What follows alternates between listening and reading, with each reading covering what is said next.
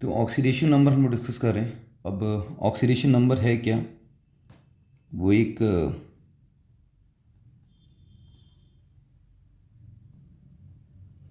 Example से समझते हैं हम लोग कि ऑक्सीडेशन नंबर है क्या। जैसे मैंने आपको बताया कि हमारे को एटम पे चार्ज पता लगाना है कि एग्जैक्टली एटम पर चार्ज कितना आ रहा है।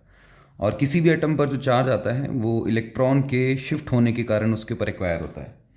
तो मेनली एक एग्जांपल से हम लोग समझेंगे कि किसी भी एटम का ऑक्सीडेशन नंबर हम लोग कैसे निकालेंगे और वो ऑक्सीडेशन नंबर किस बात को रिप्रेजेंट कर रहा है। एग्जांपल के तौर पे लेट से मैं एक एग्जांपल लेता हूँ, हाइड्रोजन और ऑक्सीजन का एक रिएक्शन, जिसमें ये दोनों रिएक्ट करके वाटर को फॉर्म कर रहे हैं। अगर आप इसमें ये देखोगे कि हाइड्रोजन और ऑक्सीजन, तो हाइड्रोजन और ऑक्सीजन में हाइड्रोजन का यहाँ पे एक हाइड्रोजन दूसरे हाइड्रोजन के साथ जुड़ा हुआ है। ये दोनों इलेक्ट्रॉन्स की शेयरिंग कर रहे हैं और ये दोनों में किसी भी एटम ने एक दूसरे पे इलेक्ट्रॉन को अपने टुवर्ड्स खींच के नहीं रखा है। यानी कि जो दोनों शेड पेयर ऑफ इलेक्ट्रॉन है, ये ना एंटायरली इसके पास है ना ही एंटायरली इसके पास है, यानी कि दोनों मिलके इस इलेक्ट्रॉन की बराबर शेयरिंग कर रहे हैं। इन द सिमिलर वे अगर मैं ऑक्सीजन की बात भी करूं तो ये दोनों मिलके करीब 4 इलेक्ट्रॉन्स की शेयरिंग कर रहे हैं। और 4 इलेक्ट्रॉन्स की जब ये शेयरिंग कर रहे हैं तो आप ये भी कंसिडर करोगे कि ये चारों इलेक्ट्रॉन किसी एक एटम के टुवर्ड्स नहीं है। यानी कि ये दोनों ऑक्सीजन, दोनों की इलेक्ट्रोनेगेटिविटी सेम है। इस करके इन दोनों एटम पर जो चार्ज आ रहा होगा वो ऑलमोस्ट सेम होगा या नहीं भी होगा, आप ऐसा बोल सकते हो। यानी दोनों पे कोई चार्ज नहीं होगा। बट जैसे ही आप वाटर मॉलिक्यूल को लेते हो H2O के अंदर, तो वाटर मॉलिक्यूल में आप ये देखोगे कि एक ऑक्सीजन जिन दो हाइड्रोजन के साथ जुड़ा हुआ है, ये इलेक्ट्रॉन्स की शेयरिंग तो ज़रूर कर रहा है इसके साथ, लेकिन इन दोनों एटम में, हाइड्रोजन और ऑक्सीजन में, ज़्यादा इलेक्ट्रोनेगेटिव एटम ऑक्सीजन है।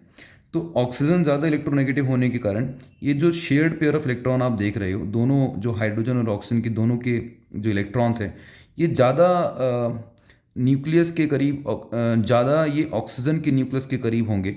और ज़्यादा ऑक्सीजन के न्यूक्लियस के करीब होने का मतलब ये है कि कहीं ना कहीं हाइड्रोजन ये फील कर रहा होगा कि उसका इलेक्ट्रॉन लूज़ हो गया है।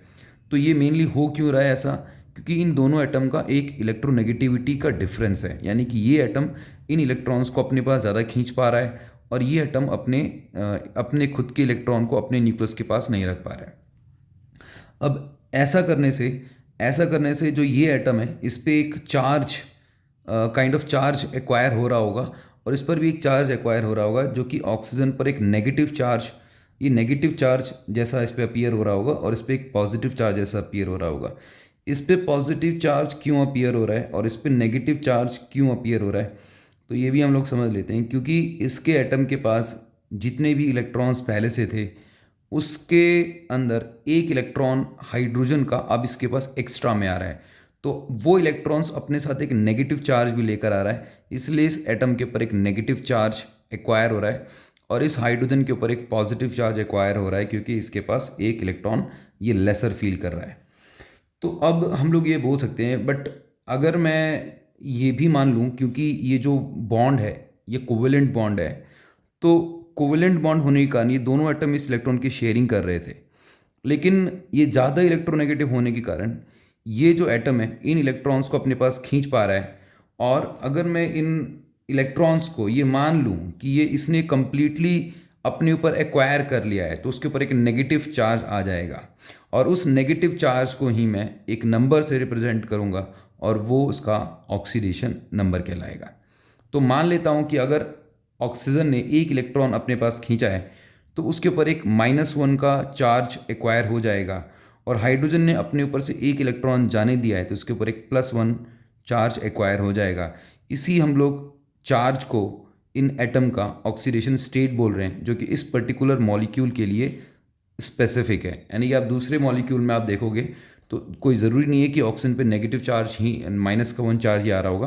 किसी दूसरे मॉलिक्यूल में ये भी हो सकता है कि इसके ऊपर -2 चार्ज आ रहा हो, या हो सकता है कि +1 का चार्ज भी आ रहा हो, ऐसा भी हो सकता है। यानी कि ऑक्सीडेशन स्टेट किसी भी मॉलिक्यूल के अंदर स्पेसिफिकली उन एटम पे एक्वायर होने वाला चार्ज होता है और वो किसी दूसरे मॉलिक्यूल में डिफरेंट भी हो सकता है। तो अब हम लोग इस तरीके से अलग अलग मॉलिक्यूल्स का पता लगाएंगे कि उनके ऊपर कैसे कैसे चार्ज आ रहा है और उनका ऑक्सीडेशन स्टेट क्या है। तो मैं पहले कंसिडर कर लेता हूँ, जैसे यहाँ पे हाइड्रोजन के ऊपर जो पहले इसका ऑक्सीडेशन स्टेट था वो ज़ीरो था, क्योंकि इस पे दोनों हाइड्रोजन की इलेक्ट्रोनेगेटिविटी सेम थी, तो इन दोनों ने किसी पर भी कोई चार्ज एक्वायर नहीं करवाया। ऐसे ही ऑक्सीजन पर भी पहले इसका ऑक्सीडेशन स्टेट ज़ीरो था, यानी कि दोनों ने इन दोनों ऑक्सीजन ने एक दूसरे पर जो इलेक्ट्रॉन्स की शेयरिंग कर रखी थी, इन पे भी कोई चार्ज एक्वायर नहीं हो रहा था।